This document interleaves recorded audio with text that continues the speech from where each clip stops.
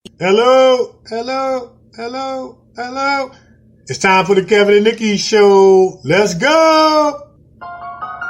Yeah, yeah, yeah, yeah, yeah, yeah. It's time for the Kevin and Nikee show. They gon' have it lit up. Yeah, you know, it's time for the Kevin and Nikee show. They got the airwaves popping every city across the globe. It's time for the Kevin and Nikee show. They gon' have it lit up. Yeah, you know, it's time for the Kevin and Nikee show. They got the airwaves popping every city across the globe. You know him as a dope actor, Kevin D. Bitten. 360 twice jam, how he keep winning. And you know the baddest actress, Nikee Warren. She so bad you walking past, she had you speaking for her. If you ain't tuning in, this your reality check. You might miss out on your favorite star celebrity guest. When they celebrate, what you do, you get the bell, yeah. During Kevin's corner, get expired and encouraged, yeah. Bend them corners, why you listen, but don't swerve. Find out what's getting on Nikee nerve. What's bothering Nikee? What's bothering Nick? What's bothering Nikee? What's bothering Nick? Keep on playing. Me and Kevin goes and we gon' get you hit. Yo, check us out on social media. In your mobile phone, we everywhere. You ever stations played out like a ringtone. Follow me like Bino R-E-M-E-Y. Bino Remy. Pop like Simi. And my flow hotter, thicker semi. Been doing this since I scraped up pennies. But back to the subject, Kevin Nikee.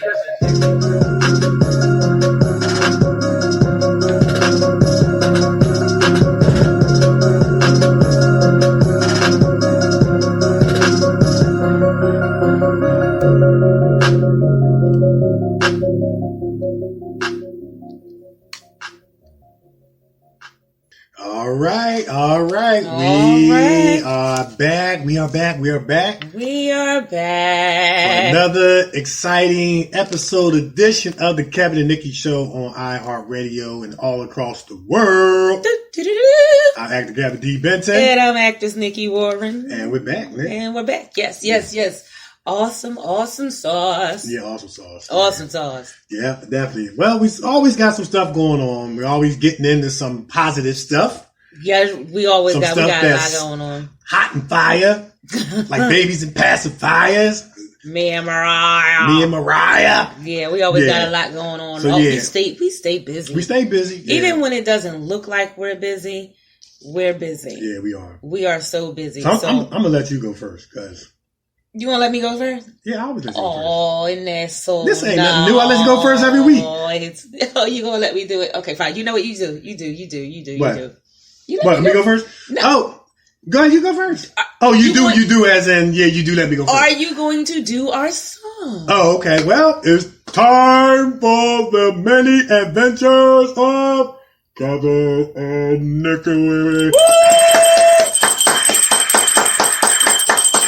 See, you so busy trying to let me go first, you ain't even want to do our song. But that's what a gentleman would do. That's what I was thinking. I know, but you forgot to do our song. Right, you were going to let me go without doing the song. All right. Well, I'm glad you reminded me. I got you. But listen, it's been a I got Boston baked beans stuck in my throat. See, on what was that? What's bothering Nikee? You got to talk about the coughing and stuff like a couple weeks ago. Last year we had coughing and stuff. Anyway, it's been over the weekend. I wrapped up that film I told you for Philly Cam, 5 short films. Wrapped it up, and remember, I was texting you because I had a moment on set. Yeah, like when I walked on set, I was not expecting so many people, because the director said, okay, it's just going to be the actors, the actresses, and just like one camera person. Right. I walked on set. They were deep. I was like, oh no. It's a real crew. You know what I'm saying? Yeah. This is Philly Cam Channel 66 Listen. in our area. This channel goes all throughout Philadelphia, so they're going to have quality people, and they're going to have quality what I want to say, equipment. Yeah. I mean, they were strapped. I was like, wow. Yeah. And I turned around. I was like, oh my goodness. In my head, I just kept saying, I do not want to mess this up. Yeah. So I think all of us as actors feel that way sometimes. Yeah. You know what I mean? So I had to quickly, after talking to you and you helping me with, my breathing and everything and getting it ready because I was so nervous. Well, tell people what you did so they can learn. Let's use this as a moment to educate somebody that might be listening, that might be an aspiring actor or actress. You were nervous. I was very nervous, and, you guys. And tell people and I know the ending of the story because you nailed it. It. But tell people about your preparation between your jaw exercises. Right. And see, the reason, you guys, why I was so nervous is because the film revolves around me. Remember, you guys, I told you that this is the film where I'm the lead actress, and I had to play a person who was schizophrenic. Yeah. And so it all, all eyes completely was on me. Right. I mean, completely. Like, you picture back in the royal days where the king gets married and then they go into the room and everybody is standing around watching. Mm-hmm. That's how it was. Like, everybody was just standing there, and I had to block them all out and go for it. Well, tell them what you did before you started filming to get prepared, to get your mind and yourself ready. First of all, after talking to you, I went into a quiet place, closed my eyes, went over my lines in my head, went over my breathing, and we went to, shout out to Nikee Dillard, we went to, Aiken's Performing Arts, and we learned some things over there. Yellow leather, red. Right. Betsy Botter bought some butter. Those things. Peter Piper picked a pack of pickled peppers. If you can get it, you can say it. You know what I'm saying? Yeah, you better do your jaw exercises. You better do your pronunciation exercises because it's going to help with articulation. Yes, and so I had to do all of that so I can get those words out. Right. Because not only was I schizophrenic, but I had to make sure that I was pronouncing the words correctly. Right. You know what I mean? The job of the actor is to be heard and to be seen. Yes. And you want to pronunciate your words as best that you can. And so those exercises, those warm-ups that we learn, like you said, yellow leather, red, Betsy Botter bought some butter, Peter Piper picked a pack of pickled peppers, unique New York. But I'm going to tell you this. You know how I always say, one take Drake. Yeah. I was not thinking about no one take Drake that day. Well, you know what? I wasn't. But I'm glad you said that, Nick, because I kind of had crowned you or deemed you the one take Drake queen. Mm-hmm. But like Jaden Kane said, who was on the show, even the great ones don't always get it. Right. And so but see, I know you're striving for that. Mm-hmm. And I know out of 10 times, 7 or 8 times, you're going to get the one take Drake. Right. But you had a difficult character. I mean, me having a degree in psychology. Yeah. Schizophrenic is a difficult character to portray and be believable. And, you nailed it. You pulled it off. And, you can definitely attribute that to doing your breathing exercises, doing your pronunciations to get into the character and to get rid of the jitters. And from what I hear, they loved it. Yeah, they really did. They when I got done. Now, listen, we did a rehearsal. Okay. First. And I'm thinking, okay, we're going to do this rehearsal and it's just going to be, me and the director just, getting in the blocking and everything. No, everybody watched us do this rehearsal. Right. And so when we got done with the rehearsal, the camera person from Philly Cam was like, listen, this is about to be fire. Right. He was like, this is about to be fire. If you can lay it down just like that, this thing is going to be a wrap. Right. And so, I mean, when, just to hear them, talking, one of the, people from Philly Cam was like, I told you she recognized me. Right. And she said, you know what? I know you. I know your work. Right. This is going to be good. Right. And I was, that made me feel better. But at the same time, I was just like, I got to nail this. I got to get it right. I'm not even going to go for the one take Drake today because I cannot mess this up. Well, I want you to reshape your thinking. You want to go for it, but in the event that you do mess it up, the great ones don't always get it. And that's so you want to always, that's where, it's almost like if you're playing archery. You don't want to say, what are you aiming for? The bullseye, right? Right. So you want to go into it aiming for the bullseye, but you understand, guess what? If I don't hit it, I'm human. You see what I'm saying? So I want you to reshape your thinking it was just from that. It was just the type of role that I had to play. This role was challenging for me. I've never had to play this type of role before. Right. You know, so I really wanted to make sure that I did it. Right. And I did. And you know, it turned out really well, and nothing that I've done had to be reshot. Well, there you go. They got. And you want the challenging roles. I know. Yeah. When I was playing basketball, I was in search for where are the best players playing. Right. You want to go where the best players playing. So, as an actor, you want the challenging roles. If they're going to ask you, what role do you want? This one or that one? You pick the most challenging role because it's going to stretch you as an actor. So, you did a good job. So, you know, that was what I was doing over the weekend. And then, of course, got email that I got cast in another film, which I'm really happy about. You know, like I said last week, guys, I'm sorry I can't tell you the name due to the NDA, non-disclosure agreements that I had to sign, but I'll be letting you guys know what that film is that I got cast for a little later. But you know, that's it. You know, just staying on the grind, you know, auditioning, filming, you know, and getting ready for this big role we got coming next year. I'm really excited about that. Yeah. So, you know, that's what I've been doing. Well, for me, I was filming episode in a pilot called Layered. And for those that don't know, the last character that I played in Layered was Street Dude. And they actually got rid of that character, which I was really glad about because Street Dude was real obnoxious. He was very rude and disrespectful. Yeah. And I was kind of like, you know, I mean, I know as an actor we have to pull off roles that are not us. And that we can't identify with and just aren't representation of who we are as people or our character. But this character was it just didn't set right with me from the standpoint of his behavior, and especially how he had to portray his behavior towards, like, you know, women and stuff like that. So they actually got rid of that character, and I've actually played the host of Poetry Night. So it was really good. I was very proud of my performance. I'm just looking to grow every day. Like when I was playing ball, you know, I was one of the elite players, but I just wanted to get better every day. So I take that same mindset towards acting. So,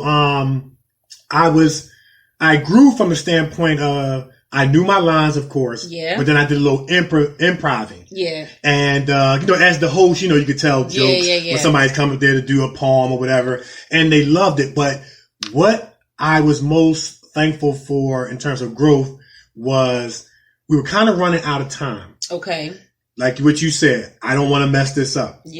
So, cause when you're running out of time, you don't want to be the one actor saying, okay, can we do that again? Can we do it? You know what I mean? That's right. And so we're running out of time, and I'm sitting there going through my mind saying, I can't mess this up. But same thing I said. Right. But here's what I turned to. I believed in my preparation because, as my coach told me, in college, your preparation is going to aid your effort. The fact that you have prepared, you know what I'm saying, that you prepare, even when you have mental lapses, sometimes you can prepare so much that when you have mental lapses during lines, your mouth will say the correct lines because you rehearsed it so many times. You see what I'm saying? And so I didn't make a mistake. I didn't mess up. But what was so interesting, this was the first time I seen 1, 2, 3, 4, 5, 6 actors get a one-take Drake all in a row. You know what? They get the bell. They get the bell.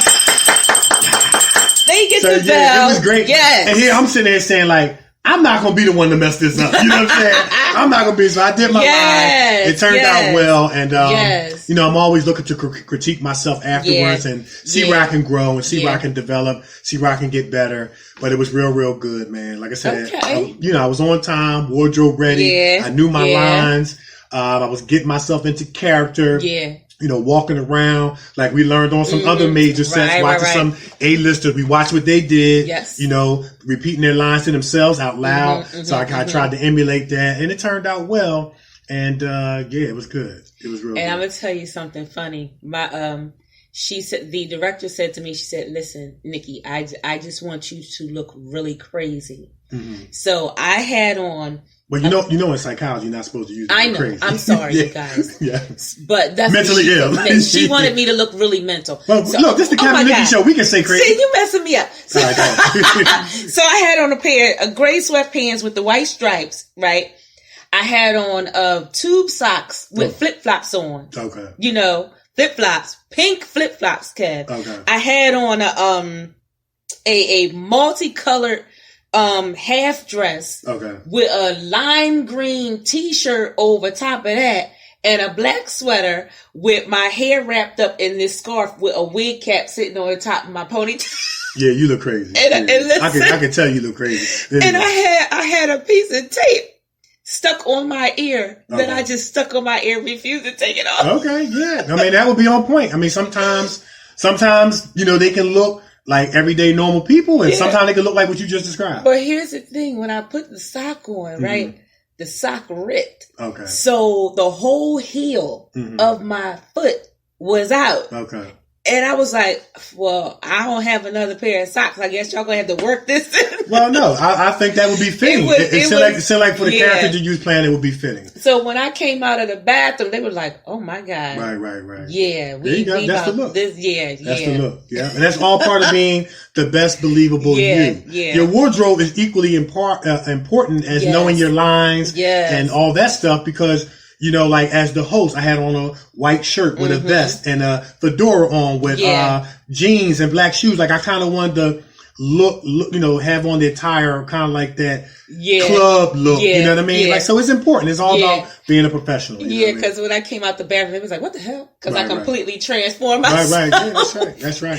And last but not least, we went to the premiere of Old Head. And that was nice, man. That was nice. Yeah, shout out to Tony Chenault. You know, Josh Meekins, the Real Face Money, Wes, the whole entire cast and crew. It was real nice. They had a panel of people, professionals who were business owners to help youth. They were asked questions about, you know, the impact of, you know, say the old head in the community on the youth, their programs on the youth. They also did a panel discussion with the staff. Or should I say the actors? Well, the staff and actors, cast and crew. And it was really nice. And then they showed episode 1. Yeah.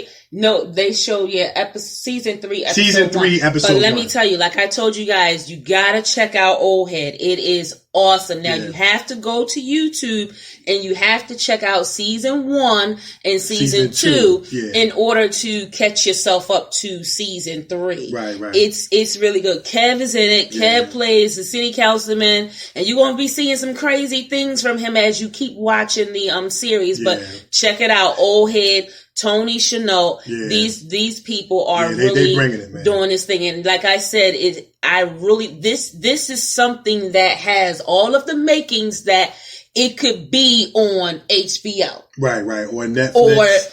Or HBO, Netflix, stars. It has that camera quality and the actors are doing their thing on there. So it has all of the components to hit. Right, you know, those major networks. And I love the theme of Old Head. Like it has the shoot 'em up element, it has the drug dealing element, it has the street and urban component, but it's about the power of the old head in the community. The power of positive influence. You know, when I was growing up playing basketball, you know, we had old heads in the community that, you know, some that were living underground lives that said, hey, y'all better not be out here doing what we doing. Y'all better be on the trolley going to school because y'all got a shot to make it out with basketball being that. And so the theme is about that. And like I said, I play the city councilman. So if you see me show up with a mink coat in the series, I didn't take the money. Well, I might have took the money. Oh, wait, don't give it away. I ain't gonna give it away. And you know, old heads are needed. You Positive old heads, yeah. the positive old heads and big mamas. You know, big mama was holding it down, and we've gotten so far away from that. And you know, that's that big mama and the old heads in the community kept the kids in line. And, when they kept things. And the going. thing about it is, like, an old head could also be a female mentor. It's exactly. still really dealing with mentorship. Yeah. And I like this segue because we got a special guest. Yes. On the line that y'all gonna want to hear from. Yes, doing big things. This is a brother beloved man. Love he and his family, his program. Yes. And so we're going to take a break. Well, but before we do, the next voice you guys are going to hear, man, is a dynamic program in the upper New Jersey area. Mm-hmm. And it's doing big things. We don't want to say it just yet because we're going to introduce him when we come back from the break after we play this song. And, man, listen, turn up your radio. Stay locked in because you're not going to want to miss this. Are we going to take him to church? No, we ain't gonna take him. We're not gonna take him to church. Yeah, we can take him to church. Let's take him to church. Let's take him to church. All right. So when we come back, yes, the next voice you're gonna hear, yes, is the preeminent doctor. He gonna preach it. He gonna bring it right. Preach, pastor. He gonna help Gilligan get off the island. He gonna help Gilligan get off the island. Gilligan. All right. When we come back, y'all gonna hear our special guest. We just playing around. But we gonna give him the bell before he come out. That's it. This is Kevin and Nikee Show on iHeartRadio. We everywhere. We be right back.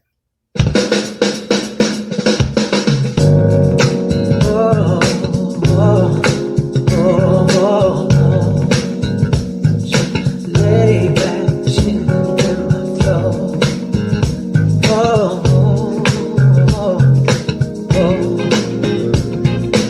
All I wanna know is if it's cool. We can do a little something, a little something, something with you, oh baby. So we can kick a little something, something. Even though she pays me no attention, all I wanna show is my affection.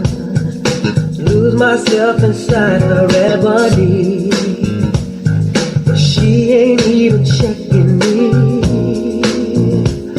Oh, yeah, it's cool, baby. We can do a little something, a little something, something with you, oh baby. So we can kick a little something, something. Honey, do sugar chocolate something, yeah. Sister with a something, something, something. Flavor with a cocoa kind of flow. Baby, baby, act like you know. Yeah. Oh, if it's cool, baby, I wanna ride. Oh, R-O-C-K with you, baby.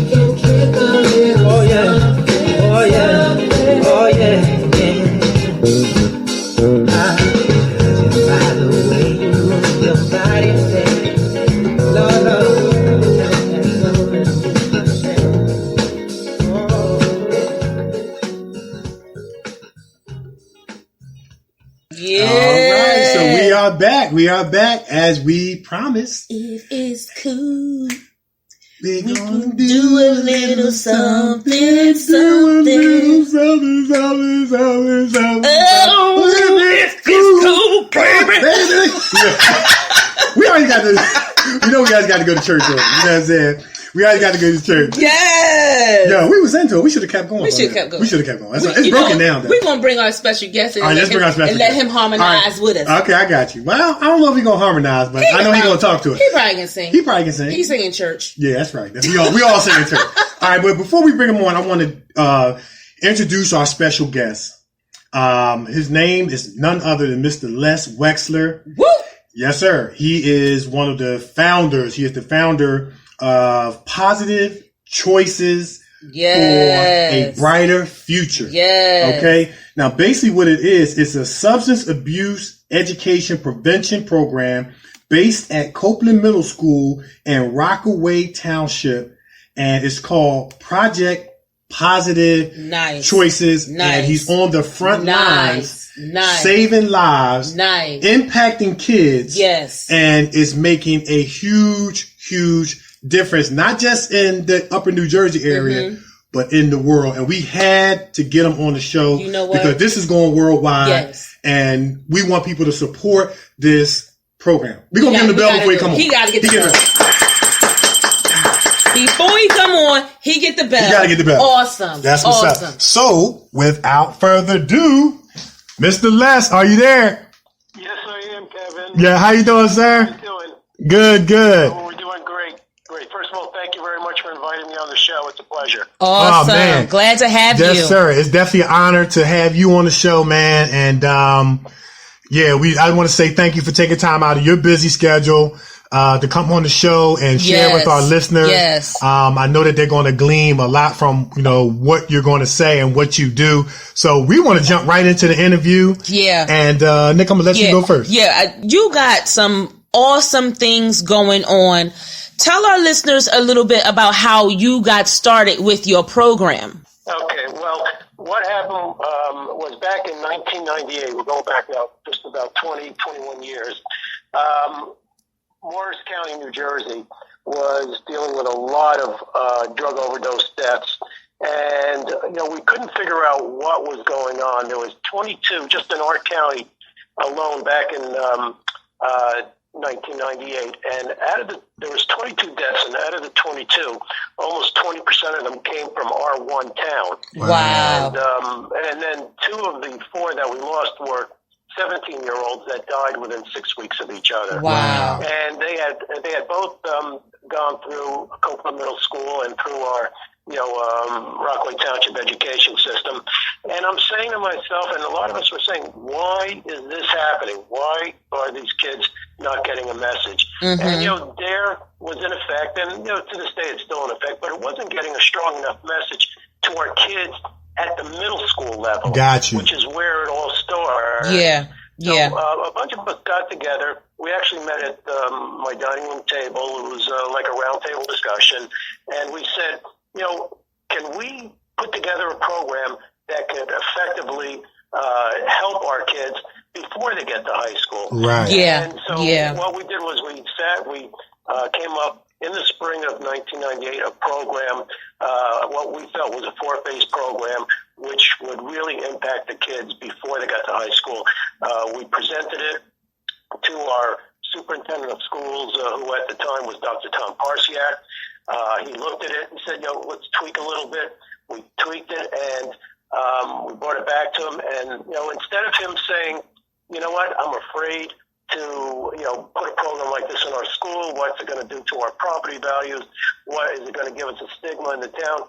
He said, I'm more concerned about saving children's lives. There you go. He says, let's do it, and we need to move forward with this. And because of his courage, our program, Project Positive Choice, was put into our middle school, which is an 8th grade based program, and it all started in the fall of 1998, and that's how it all started. Awesome. Now you mentioned the 4 phases of the program. Tell our listeners about what those 4 phases are. Okay. Well, what we do is we try and space it out over the course of the year, because it can't be like what a lot of schools do. It's one and done. Right. You bring in one person and you think you did your job for the year. That's not the way it works. That's not how you're going to help our kids. So what we did was we said we're going to space out four phases over the course of the year. And phase one is where we bring in students from Daytop, New Jersey. It's a long-term drug and alcohol treatment center based out of Mendham, New Jersey. There's usually 4 or 5 students that are still going through the treatment center. And they come talk to our 8th grade students in small settings where they talk to them about the demons they fight every day, how they messed up their lives, their families' lives, and what they're trying to do to get their lives back together. Now, it's just ironic that we're talking today because today was the day, that Daytop the students were at our middle school. So today actually kicked off phase 1 of our program Project Positive Choice. And it's always very, very effective because the kids that are in Copeland talking to our kids are literally within a year or two of the same age that they are. So there's a real connection there, and that certainly helps break down a lot of barriers, and it gets the kids involved with talking about things that are happening in their lives. So they're willing to go back and forth and ask really astute questions, which is great. Awesome. Phase 2, which usually happens after the first of the year. We bring in a person that talks about the tragic death of a loved one. Usually it's a child, a spouse, a sibling. It could be anything. And they've suffered the ultimate loss. And they will come in and talk about how that has affected their lives, their family lives, and how their lives will really never be the same again. And, they bring it in from, we bring that in from a relative's perspective, which adds, real, it's a realness to the issue. Everything that we do at Copeland, there's no actors. These are all real people with real stories. Yeah. And it really sends a real strong message to the kids. Then we continue on with phase 3, which happens in the spring, and that's where we bring in prisoners from New Jersey. Wow. Nice. Wow. Male and female prisoners that come in, and they come in their orange jumpsuits. They come in with the guards who have their guns with them. Wow. They come in and they sit and they talk to an entire 8th grade class. Usually it's 300 to 350 students, and they will talk about what the crimes they've committed, what prison life is like, and how long their sentences are. Wow. And and you know what? And they're all average people like you and me. It's just that they made bad decisions and now they're paying the ultimate price. Right. And the people that come in are serving anywhere from 2 years to 15 years. Wow. In a lot of That's cases, what's up. people die from their mistakes and from their choices.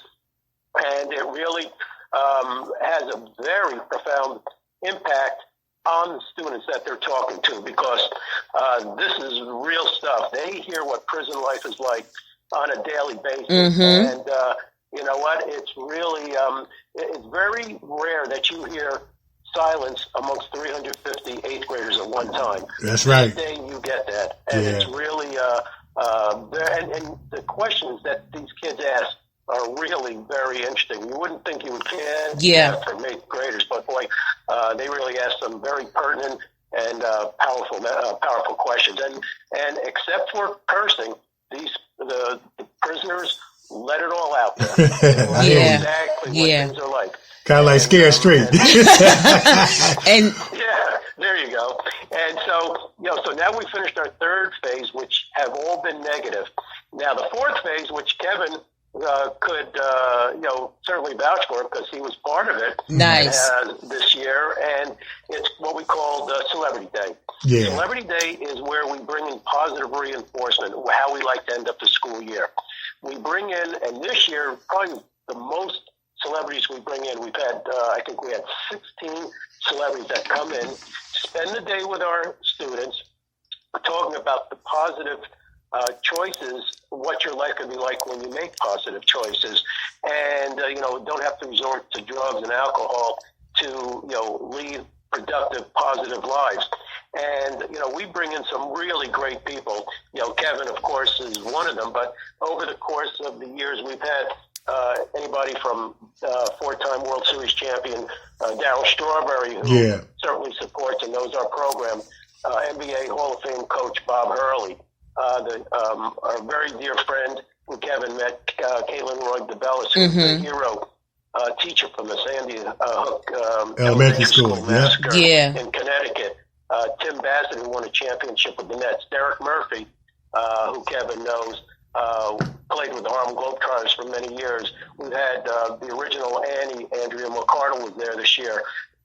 So people from Broadway, Jeffrey Owens, Elvis Crosby show, who's been coming up for the last several years. And so anybody and everybody has been part of it. And they all, not only, they get as much out of it as the kids, the faculty, us as Alliance members and parents. We all get something out of this. And it's just a day-long event. And Kevin could also, tell you a little bit also, since he was there. Nice. And, they'll go into the classrooms. They spend the day to make sure that each of the kids get to hear the message, and they'll have lunch with them. They can take pictures with them. We do a celebrity basketball game at the end of the day. So we want them to have a positive reinforcement before they end their middle school. And we feel this is a good way to end the year, so that they'll have the summer off and then they go into high school. Nice. And they'll have a lot of that they remember from what they from this program that they took in eighth grade.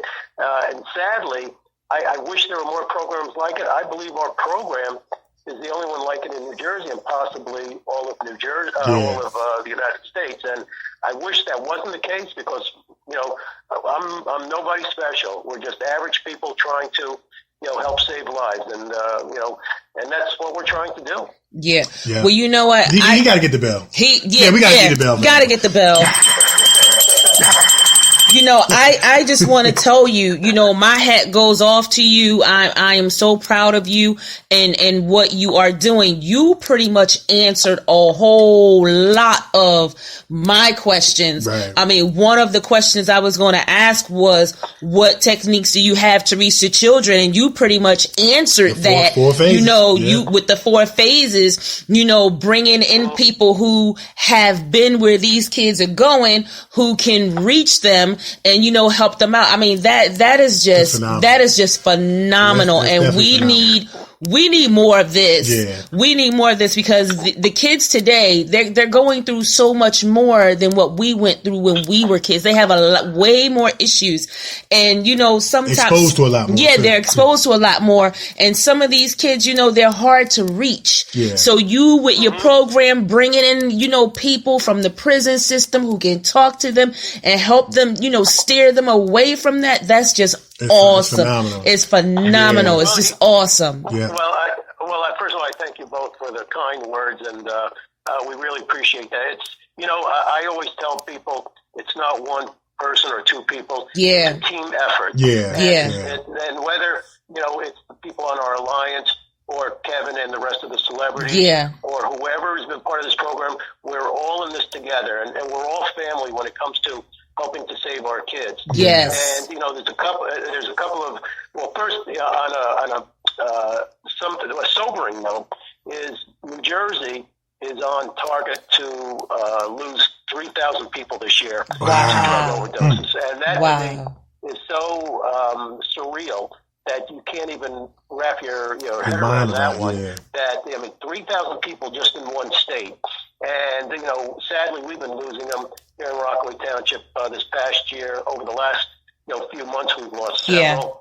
all in 20s and 30s, and I mean there's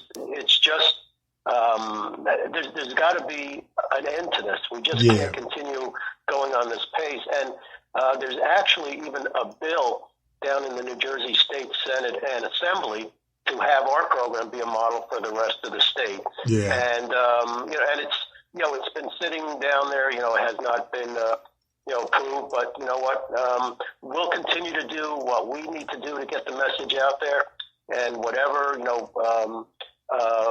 whatever support we can get will be great. And as Kevin knows, we just finished filming a documentary based on our program. Yeah, nice. Which actually Kevin is in. Awesome. He has a part of it, and the students actually did all the filming, and we brought in many people, and they worked on it over the course of the year, and we will be premiering it on December 1st up at Christ Church in Rockaway Township. And, okay. We're going to have, we should have a nice crowd for that. Nice. Numerous celebrities that have been part of our program are probably going to be up there, as well as the community. We're going to have law enforcement, our dignitaries, and we just want the people to see that, that there is something out there. You don't have to start from scratch. Right. There is a program. You don't have to do everything we're doing, but do something. Right. Don't, there's too many people that talk the talk, and nobody wants to walk. That's it. Absolutely. That's it right there. Yeah. That's it. And you know what? Talk is cheap. And I think you guys know that as well as anybody. Yes, sir. And you know what? Everybody, wants to do something, but when it comes to doing it, that's a whole nother story. Absolutely. We take a lot of pride in the fact that, we put our kids first, and we're going to do what we have to make sure we can get that message out there to them. And whatever we can and need to do, that's what we're doing. Nice. Love it. And you guys are doing such a great job. For all our listeners out there, we're talking to Mr. Les Wexler. He is one of the founders of the Positive Choices for a Better Future. It is a program is in the Copeland Middle School in Rockaway Township. And basically what it is a substance abuse education prevention program. And they're doing a wonderful, great job. Yes, wonderful job. I mean, it was so many nuggets that was sticking out to me that I was over here taking notes. I love the peer-on-peer mentorship. Then they bring the people in that talk about real life experiences and things like that. And it culminates into a celebrity basketball game, a day of honoring and fun and being able to rub shoulders with the kids, and everybody's having a great time. It was so much fun, and being able to go into the classroom, and I got paired up with Jeffrey Owens. Nice. And it was just so much fun. It was such an honor to be with Jeffrey, of course. And we kind of tag team, and Jeffrey played his guitar. Nice. And then I came along with my speech. The kids loved it. We made them laugh. We made them think. And our hope and prayer, man, is that we drop some seeds in there that will make them think about making positive choices. And the kids, they just want to know that somebody cares. Somebody cares about them. You know what, Nikee, you're 100% right, because, the students can see films all day long. They can hear things from people that they don't know. But when they see 15 or 16 celebrities, and we call them celebrities because that's what they are, they come in and they're willing to spend a whole day with them, up close and personal. A lot of these kids, who knows if they'll ever get that opportunity. Right.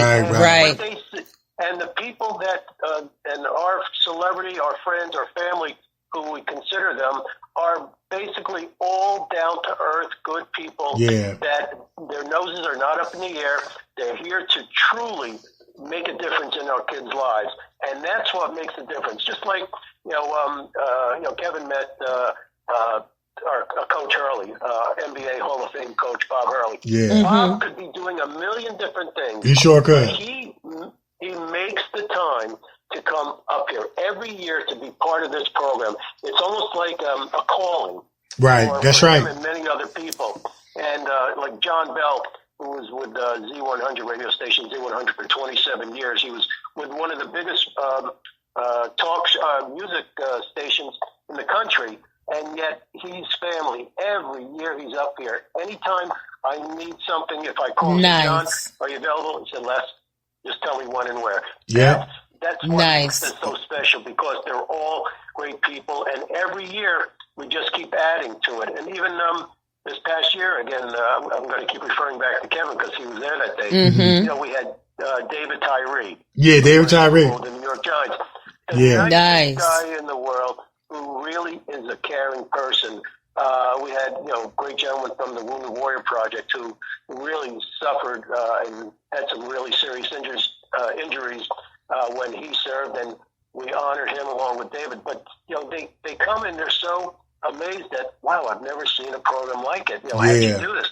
It's a team effort, and again, I'll always use the word team because there's never I in team. We're all doing this together, and that's what we do. That's right. That's what we do. That's nice. Right. And some of the other celebrities was that was there was Dave Scott from the NFL Oakland Raiders, an author. He was there. Dr. Charles Lee, who's a martial arts expert, and he was a bodyguard for Michael Jackson and a whole lot of celebrities. So Tafara Stewart was there. She's 4'6", but she can play some basketball, and I'm telling you, she would run circles around most of us.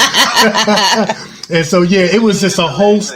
Yeah, Danielle Kaiser was there. It was just so many people. And the one thing I loved was that there was a spirit of unity and love among the celebrities because we were all of one spirit, one mind, and we were all there to save lives. And that's what it was about. It was sacrificial, giving of our time, talents, and things like that. And it was a phenomenal, professional, organized, structured program from start to finish, and it ran like clockwork. Nice. I'm telling you, it was phenomenal. And it's also nice, and for the our celebrities that come up, from a distance. In this case, whether it's Kevin or Derek Murphy or Dave Scott or Darren Alexander, who have to come a couple hours away, we'll put them up at a hotel the night before, and we all go out for a nice dinner. We let our hair down, and it's as it's like one big family sitting and enjoying each other's company. It's just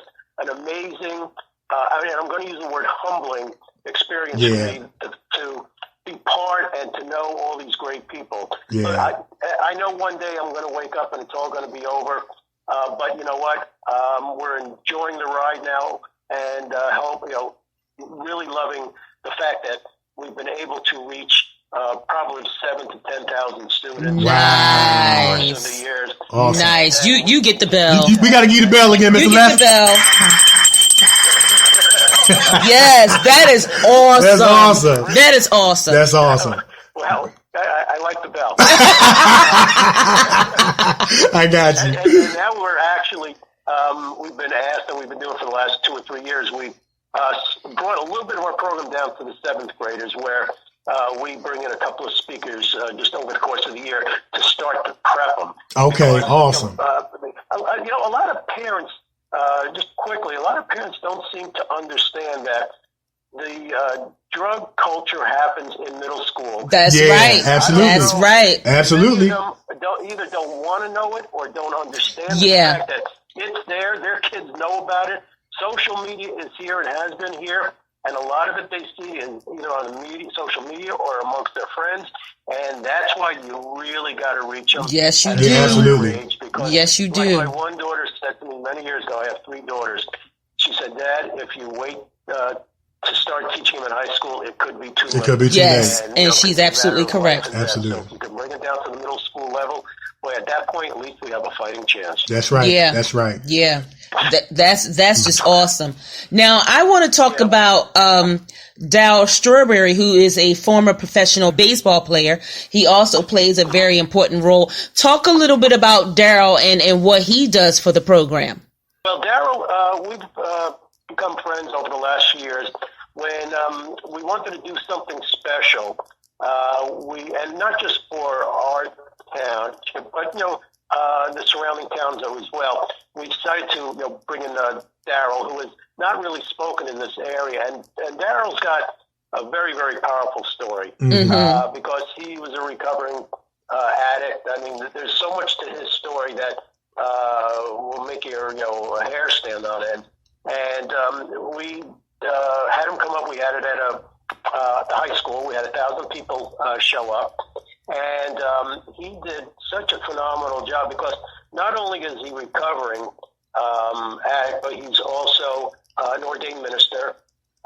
He owns 2 treatment centers in Florida, and he really knows how to reach people in a way that, a lot of people can't. Yeah. And, so over, like I said, the last 3 years, we've kept in touch with him. We've become friends. We've seen him on a few different occasions.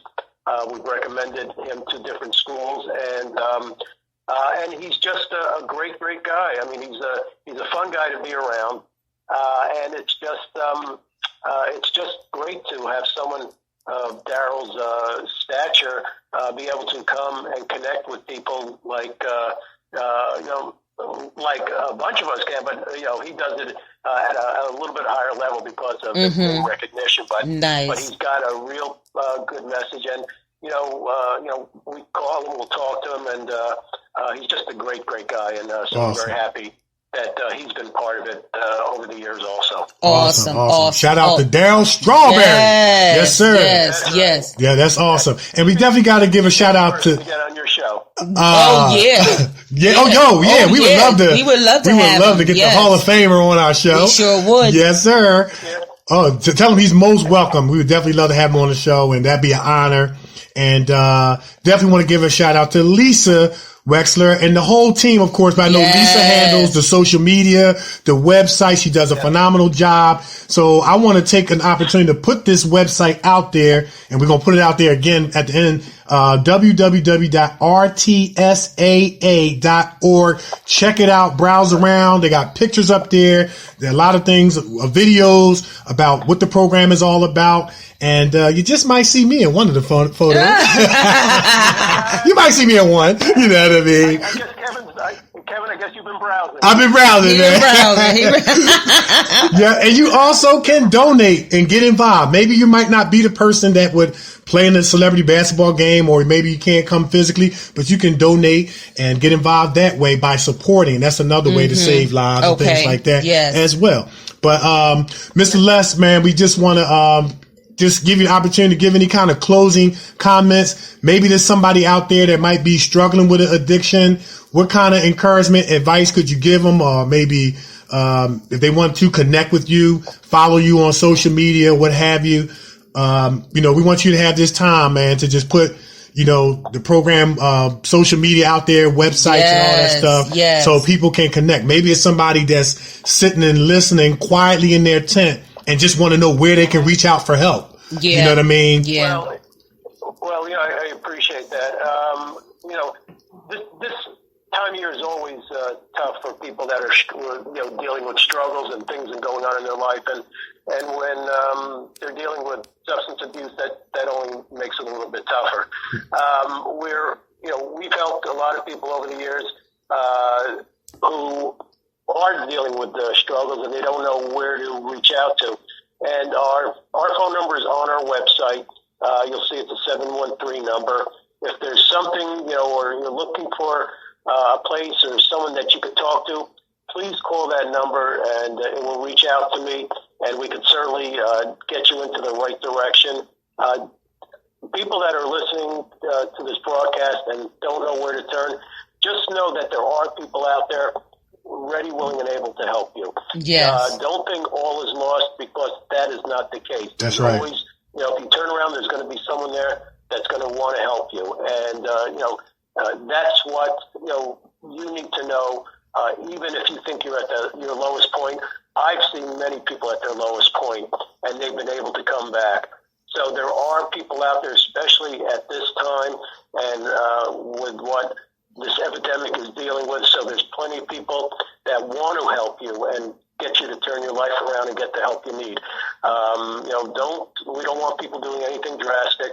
We want to be able to talk to you and help you and get you back into a positive light and get your, we want you to lead productive lives at this point. So that's right. Just if you need to call, go to that number, call that number, leave a message if, I don't pick up, and we'll certainly get you connected to the right people. There we go. go. We'll make sure it happens. That's right. That's what's up. Awesome. Yes. Well, Mr. Les, man, love you, brother. Say hi to your beautiful family, man. We're looking forward to December the 1st. Yes. And I know the kids is looking forward to a rematch because we beat them last year. But no, it was so much fun. Wow. But thank you so much for just coming on the show. Yes. Thank you for so much for having me be a part of the program. I really feel really good that I'm giving back and helping and serving and making a difference from just speaking to the kids and the basketball games. And anywhere you need us, man, let us know.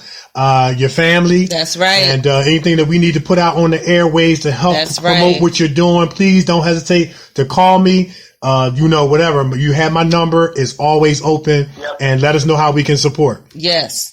And Kevin and Nikee, I thank you both for your friendship and support. And Nikee, you're Yes. always welcome to come up here and see what we're doing and be part of it because, like I said, we're all in this together, and I know that people would love to meet you and know you, and we're all going to get through this together. Yeah. I sure will be there. Now, Nick says she can play basketball. I can.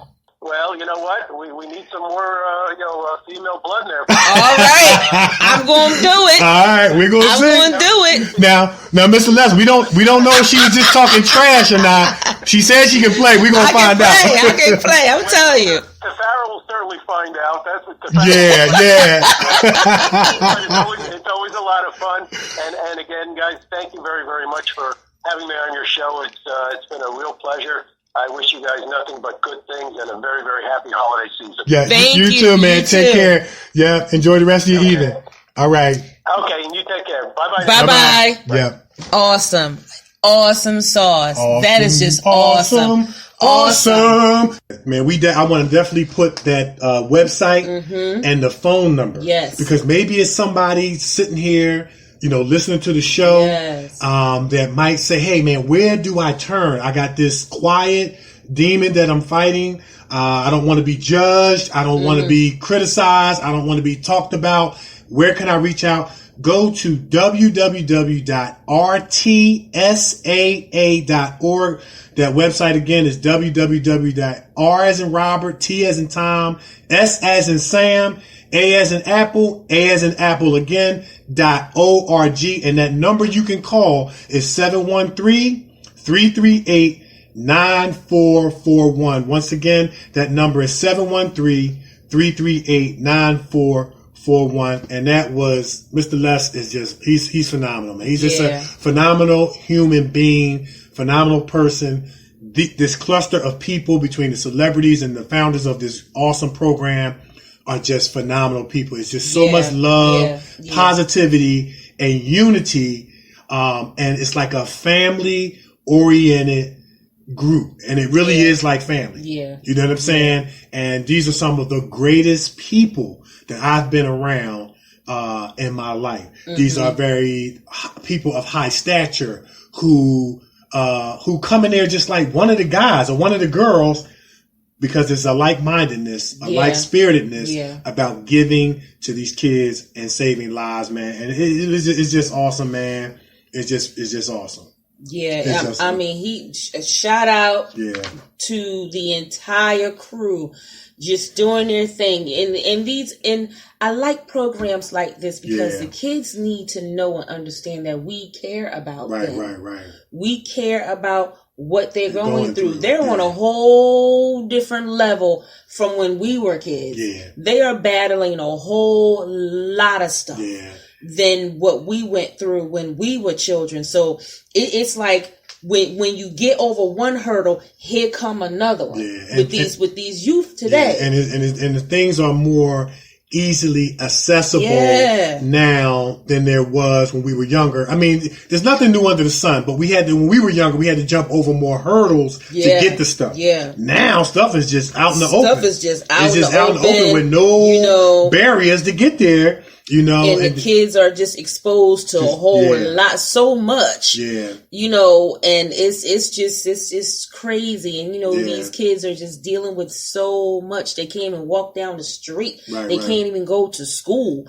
So, I love programs like this, and Integrity Click that, lets the children know that we care about them. Right. And we're there to support you. Right. And help you. And help you. And like he talked about that talking about it versus doing. And these are a group of people who are doing, they're putting their mouth where their money is. Yeah. They're backing up what they're saying with their actions. I mean, it was so many nuggets. I walked away. He talked about that peer-on-peer mentorship. He talked about those people coming in there from the prisons or people that had loved ones die from drug overdoses, give real life testimony, real life stories. This is not, this is not acting. This is real. People are struggling because, like I always say, whether you're playing basketball, acting, going to work, life is still life, and life get hard. And people are trying to cope with life on life's unfair terms. So sometimes they might want to turn to the bottle or turn to drugs. That's why we got to be careful who we look down upon and judge, and try to step in and help people because you don't know what trauma,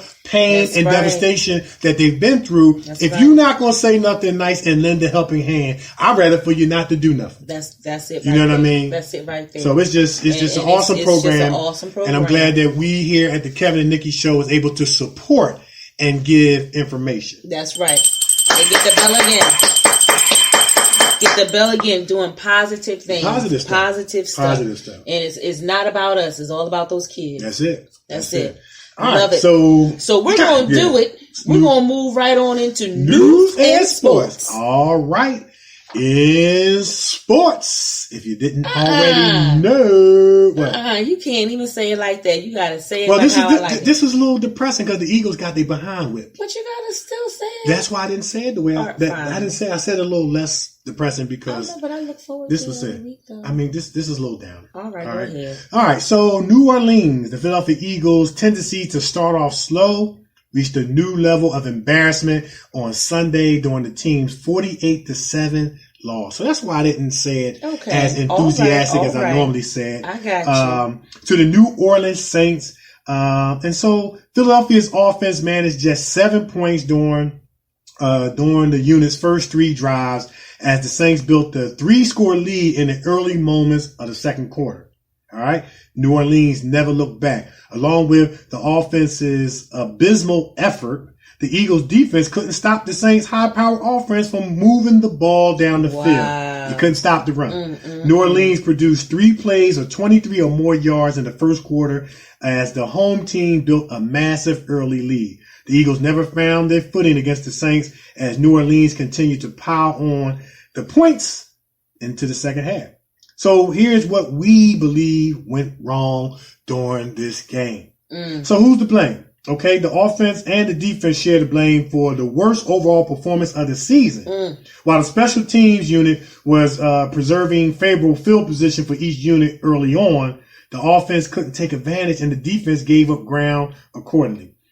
The Eagles linebackers couldn't handle the Saints' constant misdirection in the backfield. The confusion led to big gains for both the New Orleans running back and passing attacks.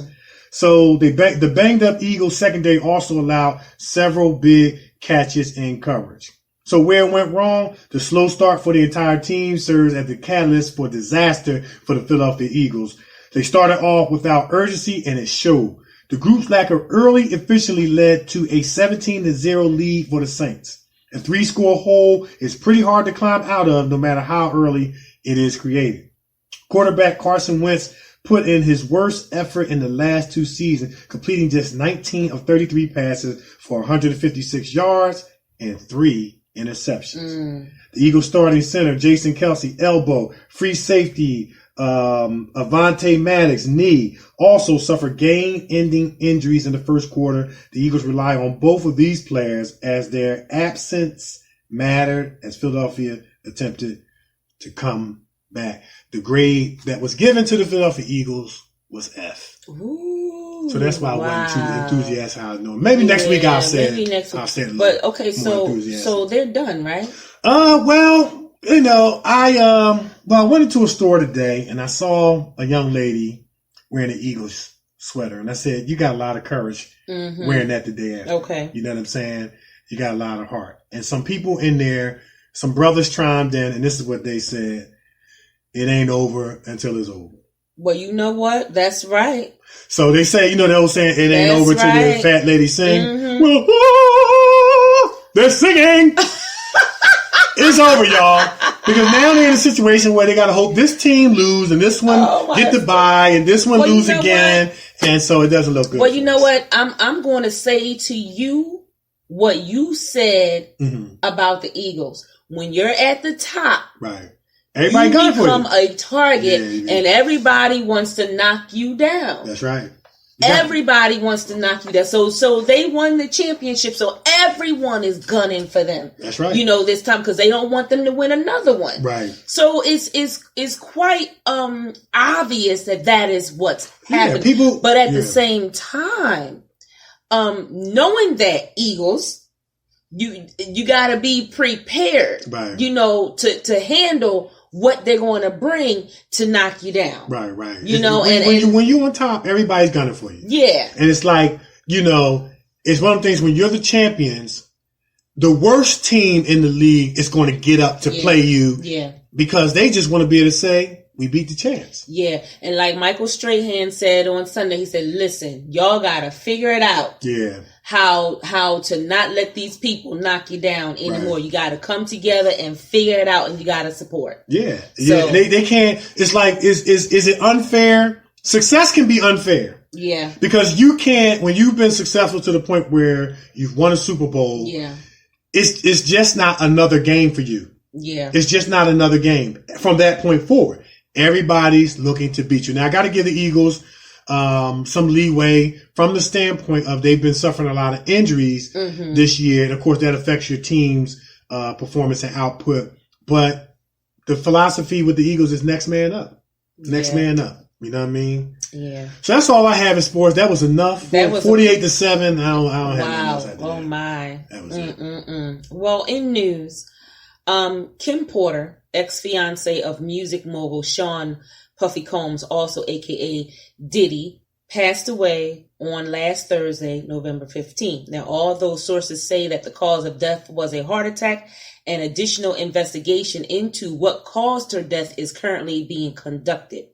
Sources say that Kim had pneumonia a few weeks earlier, which followed with a heart attack. And Kim leaves behind 4 children, 11-year-old twin girls, a 20-year-old son with P. Diddy, and a 27-year-old son with R&B singer I'll Be Sure.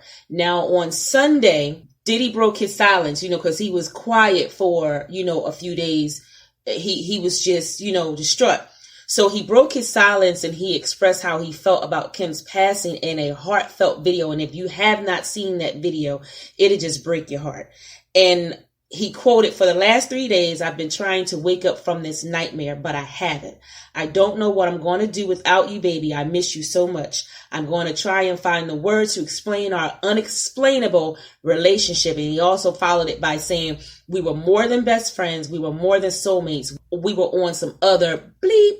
Mm-hmm. Basically, their relationship was on a whole different level that can't be explained, and that is just, the saddest thing ever. I did some research on this, and they showed a video of Sean Diddy Combs at her house, and the way he stood there while the police was, informing him of what was going on, he looked like a lost puppy. Mm-hmm. He was just standing there like, he don't know what to do. He don't know where to walk. He was just standing there, and he had his arms folded like this, in that way where he's trying to comfort himself at that time. And, it was the saddest video ever. And the video that he has up there with him and Kim is just so loving. It's just really hard to watch because it shows, their relationship over those years. They were together about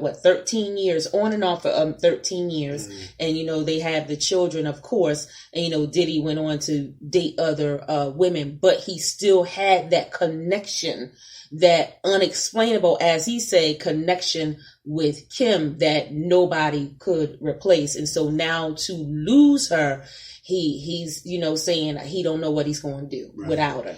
And our condolences go out to, the family, the children, definitely positive vibes. Because the children the girls are young, and sources say that you did not see Kim without those girls. Yeah. The girls were always with their mother, and so now their mother, is no longer here, and that's just the saddest. It's just the saddest thing ever. Mm-hmm. It really is. And it's crazy because Stan Lee passed away 3 days before Kim. Mm-hmm. And Stan Lee was rushed to the hospital for a medical emergency and later died that same day. And reports say that Stan was also battling pneumonia. And Stan Lee was 95 years old. And everyone knows who Stan Lee is. Marvel. Mm-hmm. All of the Marvel films that are out, that's Stan Lee. Mm-hmm. Okay. Kim Porter was 47 years old. And surprisingly, listen to this. The day that Kim Porter passed away, remember we reported last week regarding the Borderline Bar and Grill mass shooting? Mm-hmm. Remember we talked about that, and we talked about Tamara and her husband, Adam Housley, their niece, Elania Housley. How about she was being buried on the same day that Kim died? Mm-hmm. Isn't that crazy? Yeah. That is just crazy. Yeah. Our hearts go out. Our thoughts and prayers are with all of the families. Stan Lee, the Housley family, the Porter family, the children, going to be without their mother. Diddy, without his best friend. It's just, it's a lot going on. It's a lot. And I also want to continue to send out thoughts and prayers, to all those that are in our Facebook community. Yes. Every time I turn around, somebody's sick, somebody's passing away, going in for surgery, dealing with a lot of terminal illness and stuff like that. So, for those of us that are our friends and in the acting community here in Philly and the surrounding areas and things like that, we just want to let you know also that we're thinking about you. We're sending prayers and positive vibes towards you as well. Those who have lost loved ones, those who, constantly asking for prayer for family members and friends. It's just a lot going on. People hear me say this a lot. No matter if you're playing basketball, and I already said it on the show, or you're acting or whatever, life is still life. We're not removed from having to deal with those things that encompasses, life. Yeah. Aging is a part of life. Yeah. Death is part of life. These are the various different things that remind us of our mortality. Yeah. And so with that said, we have to give people roses while they're still alive around you. Yeah. Let somebody know that you love them. I give out hearts all the time on Facebook because that's my way of giving my brothers that Philadelphia brotherly love, to give you roses while you're still alive, and give my sisters that Philadelphia sisterly love, to give you roses while you're still alive, because you don't want to have any regrets that when people have passed away that you said I shoulda, coulda, woulda. Yeah. You know what I mean? Yeah, don't wait until the last minute. Don't wait till the last minute. You can Tomorrow is not promised. Tomorrow's not promised. Don't wait until the last minute. Yeah. Stuff is happening all around us. Y'all see it. Yeah. It's happening all around us. Yeah. Don't wait until the last minute to tell your loved ones you love them, your friends that you appreciate them. Don't wait until the last minute, because we all know here today, gone tomorrow. Yep. Yeah. All right. So we're going to take a break, and then we come back. We're going to find out what's bothering Nikee.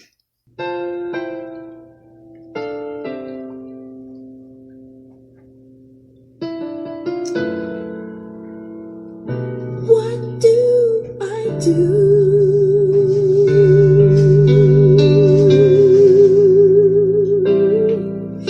when I don't know what to do?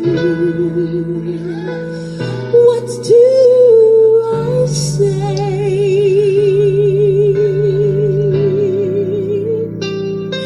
when I don't know what to say?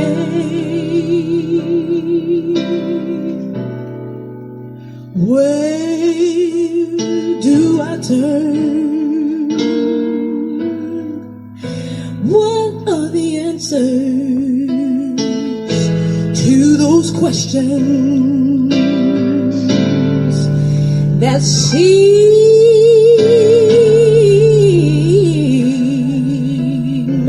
to have no answer?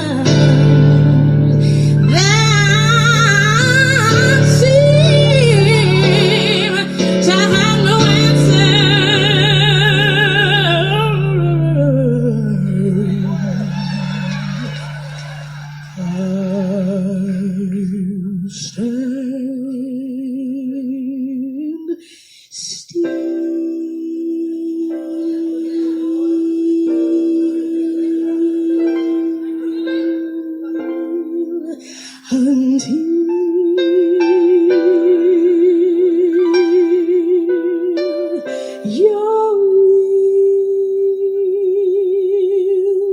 is clear to me. I'll just stand still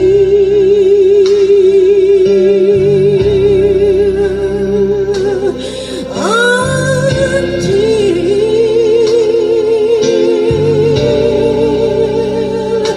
you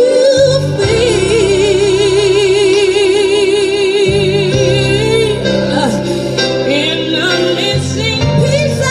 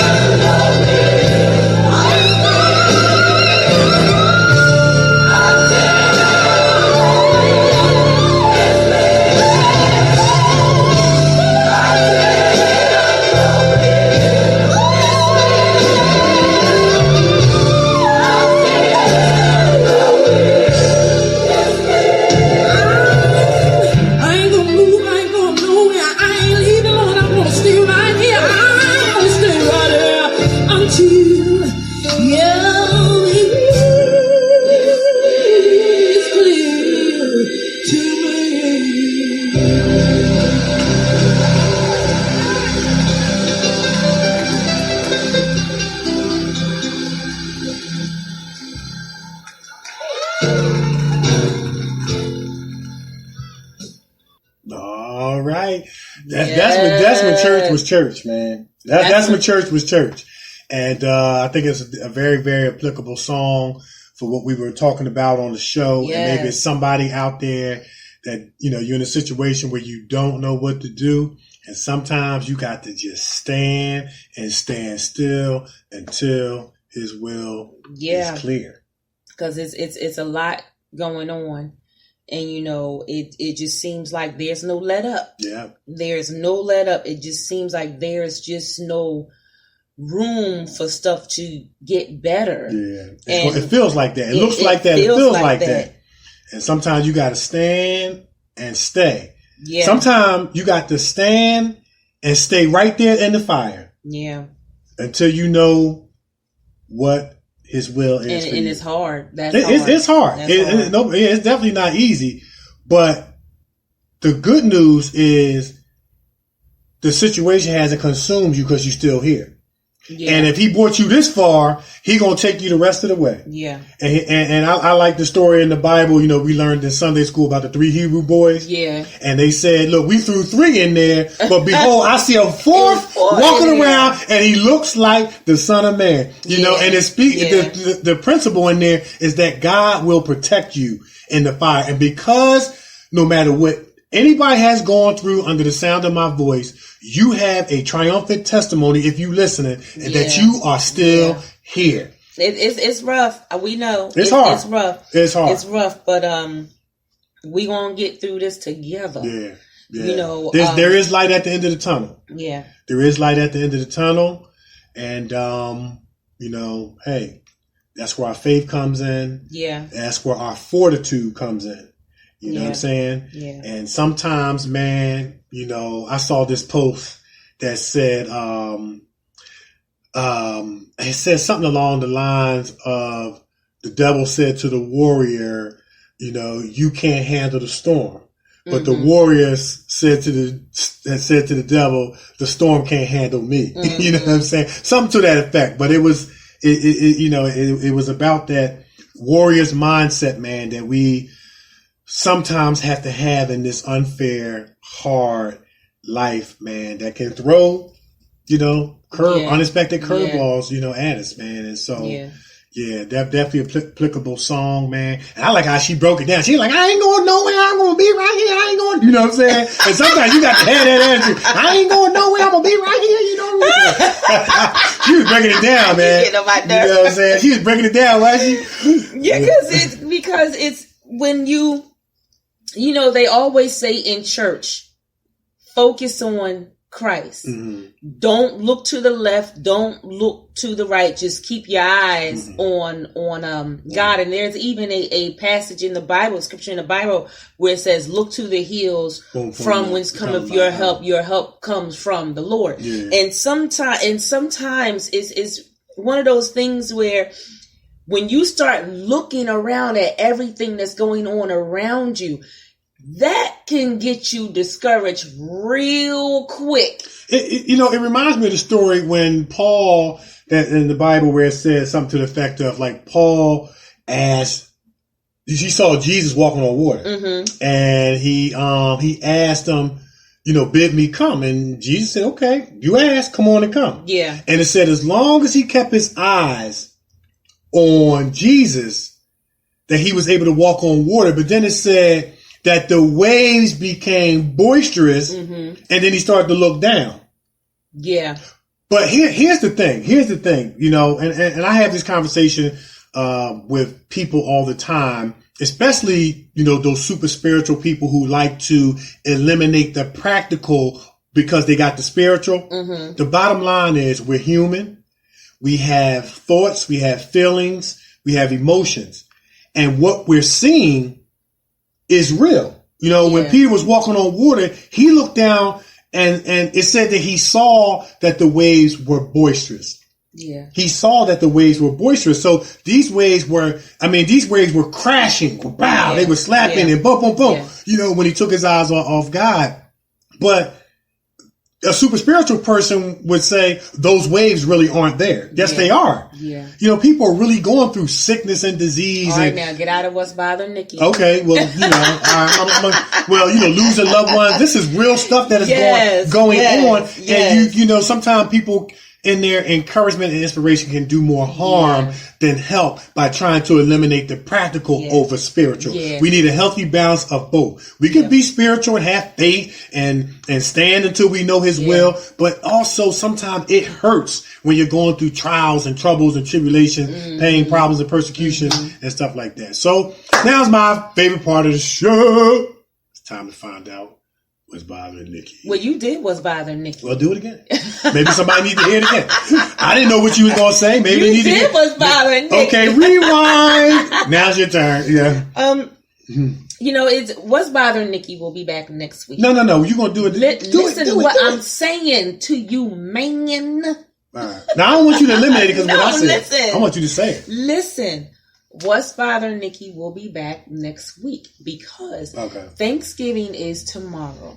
And although we have a lot of people will be out celebrating with their families and with their friends and their loved ones, we have a lot of people in mourning. Yeah.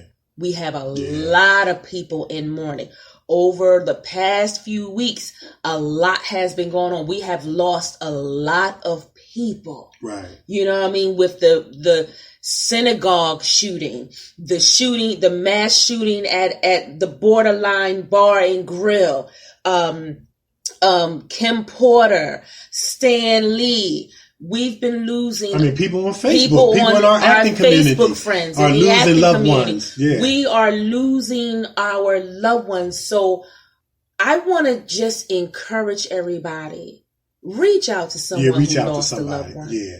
Reach out. Nick, I'm glad you're saying that. I really am thanking you for saying this because, you know, we have these holidays that come up.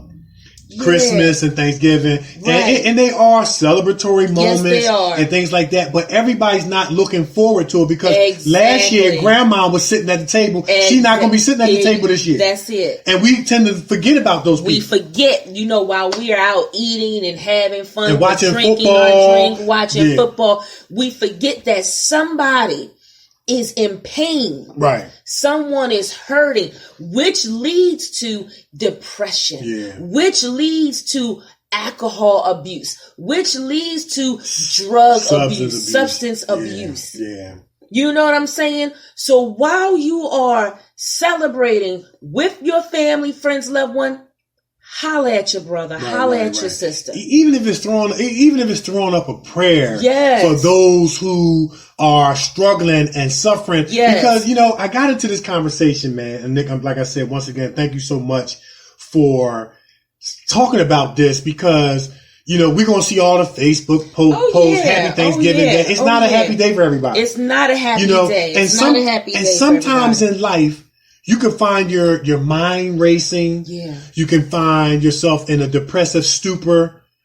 And if you think about it, it could be consciously or subconsciously the anniversary of something you were struggling with. Because, you know, we all go through it. You might go through it and you might say, man, why am I feeling like this? Why am I feeling depressed? Yeah. Go look at the calendar a couple years back or something like that. Yeah. You might see it might be something on that calendar that is revisiting in terms of conditioning and time that's affecting you. And so it is with these holidays. Like people, Valentine's Day and all that. That's not a happy day for everybody. Christmas is not a happy day. I know of a family, when I was younger, the whole family died in a car accident on Christmas Eve. Yeah. So they go back to the same spot to this very, very day. That was like maybe 30 something years ago. And they still go back and put teddy bears on the street corner where they died. That's not a happy day for them. Yeah. So while we're blessed to have, you know, maybe our family and friends on this side of the dirt, as we say,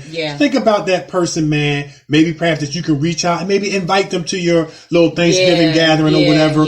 Throw up a prayer for those who have lost loved one. Grandma was at the table last year. She not there. Maybe grandpa was at the table 2 years ago. He's not there no more. And, you know, it's a struggle. So I'm glad you're saying that. I think Kevin's Corner is rubbing off on you. I think it's rubbing off. I love me some Kevin's Corner. I do. I love Kevin's Corner. Kevin's Corner keep us straight. I got you, man. But you That's know great what? Stuff, Nick. Call up your brother. Call up your sister. Hey, I love you. I just want to let you know I care about what you're going through. You know, if you are tight like that, show up to their house with the turkey and all the trimmings. We're going to sit down and we're going to eat together. Right. You know, don't let that day, don't let tomorrow go by without reaching out. You know, we're losing our children like crazy. You know, it used to be the same where our children are supposed to bury us. Now we're burying our children and we're burying too many of them, I might add. Yeah. So, you know, I just want to encourage you. Reach out to your brother, reach out to your sister.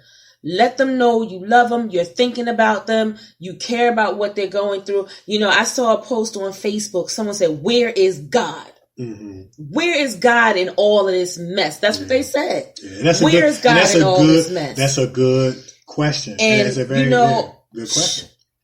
I looked at it. It's a realistic question. It's a realistic question because, like we said earlier in the show, too many things are happening back to back to back to back to back. Right. And you know what? And this probably will be a discussion for another time. Yeah. A lot of Christian folk can't answer that question therapeutically. That's right. It's not enough to say, well, just have faith. Yeah. It's not enough to say, well, he know what he's doing. It's not You're going to have to give some substance to that answer when people are facing real life circumstances, situations, that's right. or they see turmoil around them. Yeah. And here's the task of the believer. How do I bridge God, a loving God, with a world that's being turned upside down and make him attractive? Yeah. And give them the resolve to hold on in faith in him. Yeah. Because at this point, people, when they're going through suffering and pain, they don't see God.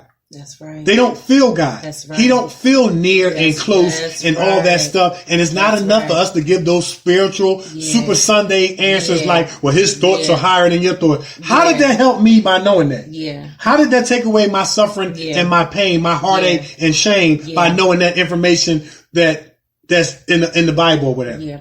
And it goes back to what we were saying earlier. People are hurting.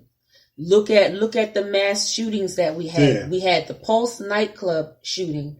Yeah. And then 2 years later, we have the Borderline Bar and Grill shooting. Right. Okay. Then we have the shooting at the synagogue. Right. Okay. And then now we have people just dropping off like flies and no one can explain. No one understands why. How do you have a young lady who was just sick? Right. And now she's dead. Right. And I want to give the answer. I threw out a question. I want to give the answer.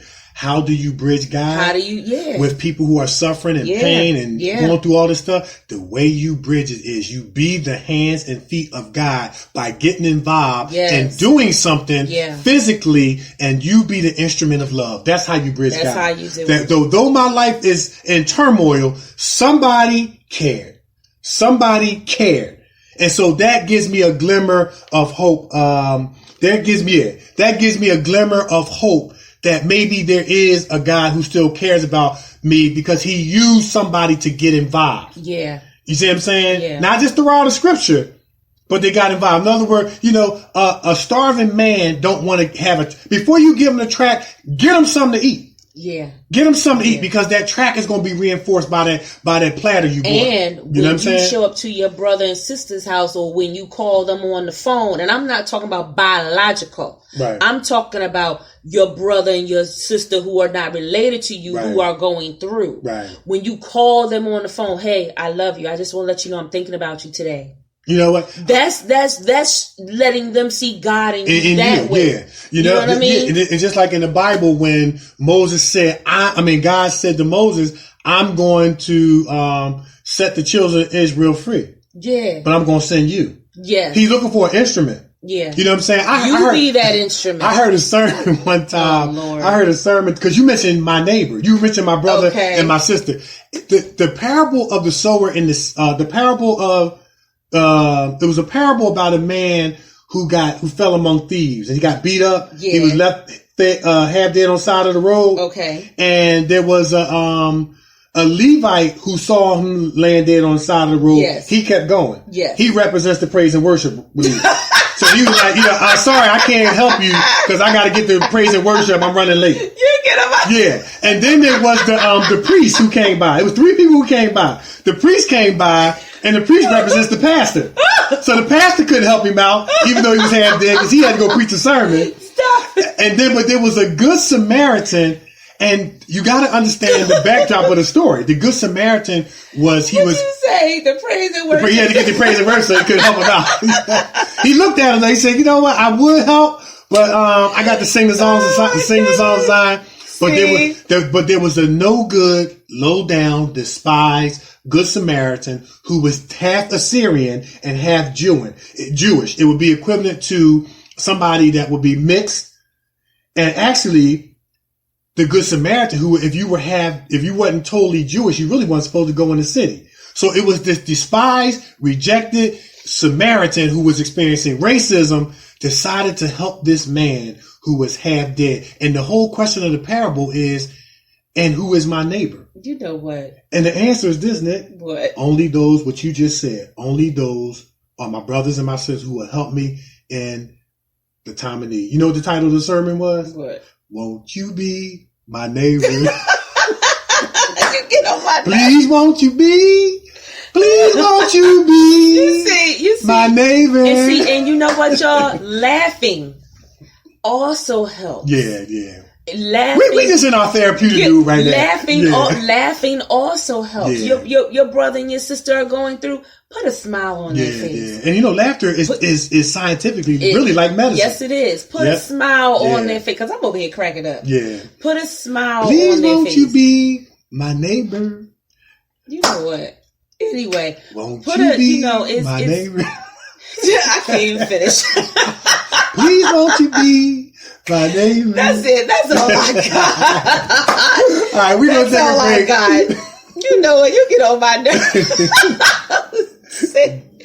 We're going to take a break, and when we come back, it's going to be time for my favorite part of the show, Kevin's Corner. I'm going to think about a song, too, to interrupt Kevin's Corner. Hey, Pop, I'm tired of practicing. Do we have to practice these songs again? Well, Jammer, we don't have to, but do you want our songs to be great? Of course I do. And do you want all those squids at home to learn from the things that we sing? Of course I do. Well, we have to practice. That's what self-discipline is all about.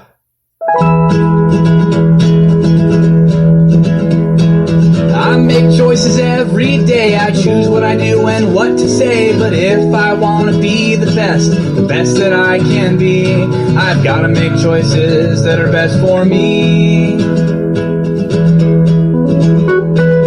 We have to make tough choices based on the things we really want. Like, do I eat a carrot or a croissant? Well, if you want to get an A, you've got to work real hard. You can't bail on your homework to go out and play in the yard. It's all about choices, the things you decide. If you choose what's best for you, you'll feel great. Oh, inside. Help your mom make dinner, make sure your room is clean. Don't give in to temptation and never be mean. I make choices every day. I choose what I do and what to say. But if I want to be the best that I can be, I've got to make choices that are best for me. I make choices every day. I choose what I do and what to say. But if I want to be the best that I can be, I've got to make choices that are best for me. Yeah, I've got to make choices that are best for me. You're listening to the Kevin and Nikee Show on iHeartRadio. And so much more. All right, we're back. You know what? I have an issue. What? What is up with that dog's teeth? Well. Why is that dog teeth all bucked out like that? I know. Yeah, I don't know. I was looking at it like, what in the world is going on? And they're yellow. I know. Like he don't brush his teeth. He made the choice not to brush his teeth. He made the choice not to brush his teeth. Yeah. Yeah. So we are back. It's the Kevin and Nikee Show on iHeartRadio. We're everywhere, and we are just happy to be where we are. That's right. So, you know what? It's time for my favorite part of the show, Kevin's Corner. All right. You heard the song, and the song was about making positive choices. You heard us talk to Mr. Les Wexler, the positive choices for a brighter future program. So I thought to be, in line with the theme of what's going on, I want to talk about making good choices. This sounds very, very elementary, but I think it'll be beneficial when I'm done. So basically what we want to do is look for the important goal in the background of any choice that we make. Every day we're confronted with a barrage of choices. We make choices about the clothes we wear, the food we eat, the appointments we schedule, the people we meet, the time we turn up to work, which bus we'll catch, where we'll sit on the bus, what we do at work, after work, and so on. So what is a good choice? A good choice are decisions that keep us heading in the direction in which we want to go. Bad choices, on the other hand, end up being counterproductive and can quickly begin spiraling into stress, confusion, and despair. Some of the trickiest of choice making arise with options that may be pleasing in the short term, but may incriminately steer us off course over the long term. Conversely, some decisions can be a bit dreary or difficult at the time, but lead to better directions down the track. Perhaps the most fundamental consideration with choice making is to ensure the choice that we make are congruent with our goals that we have. And I want to add our dreams and our aspirations. All right.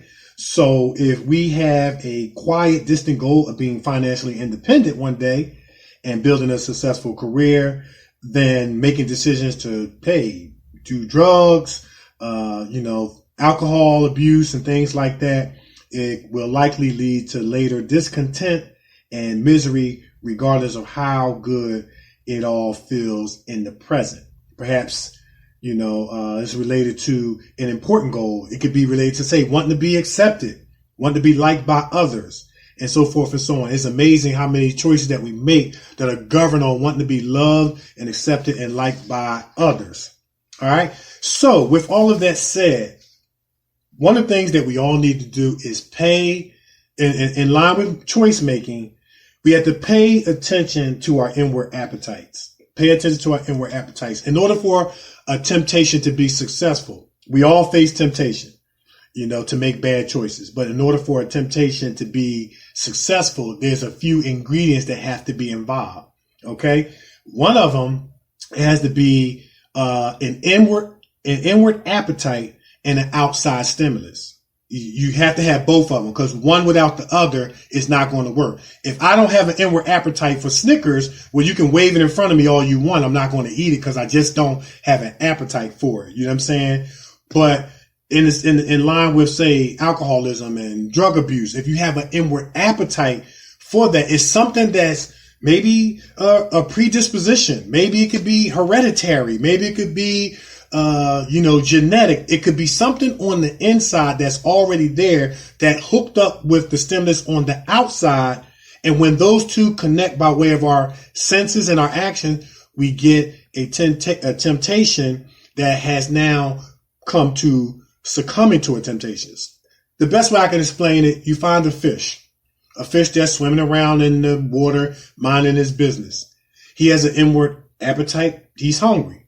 So now, lo and behold, he sees a hook with a worm on it. Well, he sees the worm, but he doesn't see the hook.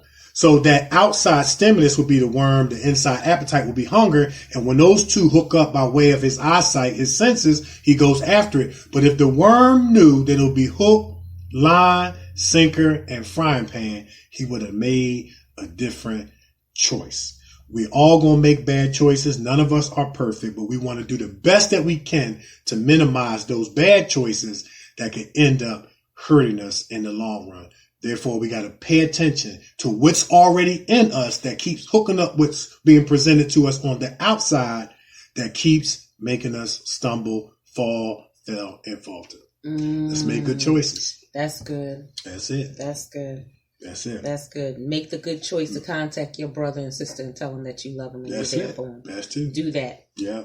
Wow, that's all. So that's all I have. That's good. That's good. That's See, it. I told you I love Kevin's Corner.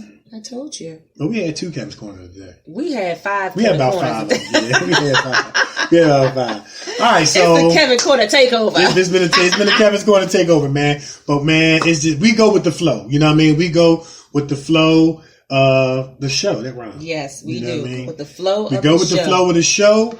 And the flow of the show and the flow of the spirit beams down by the Lord.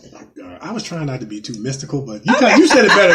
You said it a little bit better than I did. Okay. But anyway, yeah, because he is the flow. Mm-hmm. You know what I mean? But anyway, I'm actor Kevin D. Benton. Look, follow us on Facebook. You can follow me at Kevin D. Benton on Facebook, on Twitter at Kevin D. Benton. Hey, check me out on YouTube, actor Kevin D. Benton. Check Nikee out on YouTube, actress Nikee Warren. Look, we got some stuff up there, man. Dude, you know, take a look at what we do, man. You know what I'm saying? We try to take this thing serious from a professional standpoint and mindset. And hey, we hope that we hope that we can always produce that with our output in terms of our acting. We just want you to check it out. You know what I mean? That's right. And I'm actress Nikee Warren. You can find me on Facebook and on Twitter at Nikee Warren, and on Instagram, the gram. It's Hello, I'm Nikee. That's spelled HELLOIMNIKEE. And you can also find our show on Facebook, The Kevin and Nikee Show, and on Twitter, The Kevin Nikee Show. And we're on Spreaker, YouTube, where we are everywhere. iHeartRadio. I mean, if you have Spotify. Mm-hmm. If you have any questions, comments, concerns regarding our show, hit us up, the Kevin and Nikee Show at yahoo.com. You have any questions for our special guest, Mr. Les Wexler? Hit us up, the Kevin and Nikee Show at yahoo.com. Send us a message. We'll read it to him, get the answer, and read it back. Like I say every week, who knows? Your letter can be on our show. Yes, it can. Now, also, I definitely want to throw that website out again that Mr. Les talked about on the show. It's www.rtsaa.org. That number again, 713-338-9441. For anybody that just might need some help, want somebody to talk to, want somebody to point you in the right direction with his positive choices, for a brighter future. Substance abuse prevention program. Hey, reach out to them. These are some loving, non-judgmental, non-critical people. You're going to love them, and you don't have to be ashamed or embarrassed to go get the help that you need. That's right. A wise man, a wise woman, go and get help. That's what you do. So we put it out there because we want you to be informed. We want you to be encouraged. We want you to be inspired. We want you to be empowered, and we want you to be motivated. Yes. Yeah. All of that. We want you to be all of that. That's right. And we also want to once again encourage you.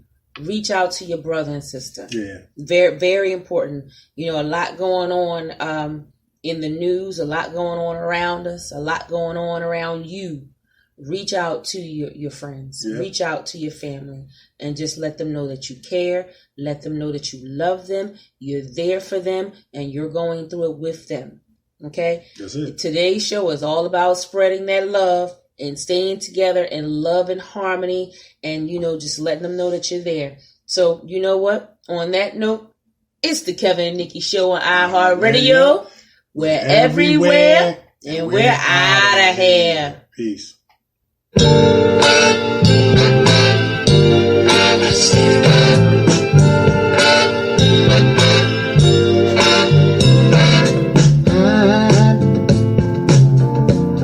I'm so in love with you. Whatever you want to do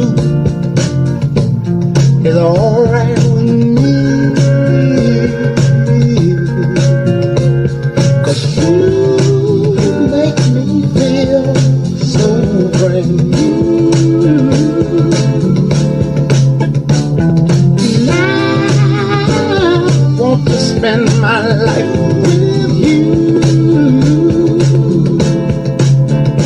same scene, baby. Since we've been together, ooh, loving you forever is what I need. Let me be the one you come running to.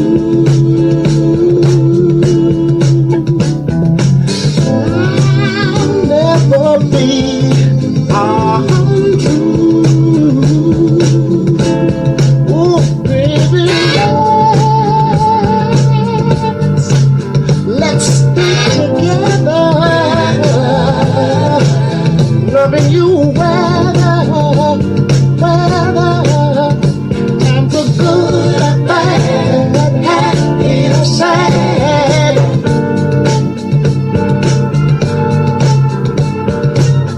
Ooh,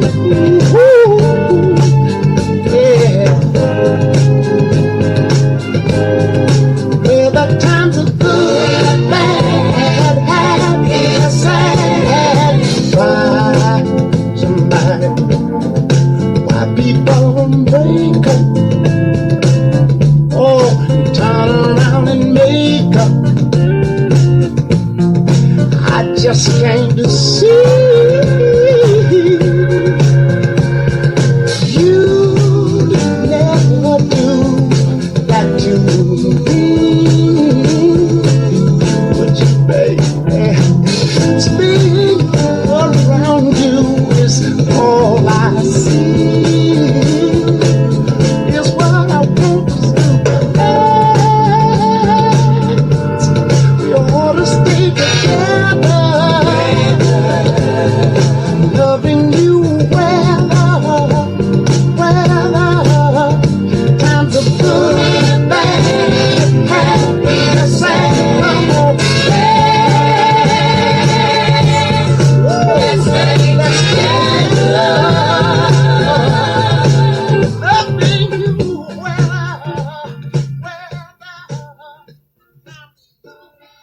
You have been listening to the Kevin and Nikki Show on iHeartRadio.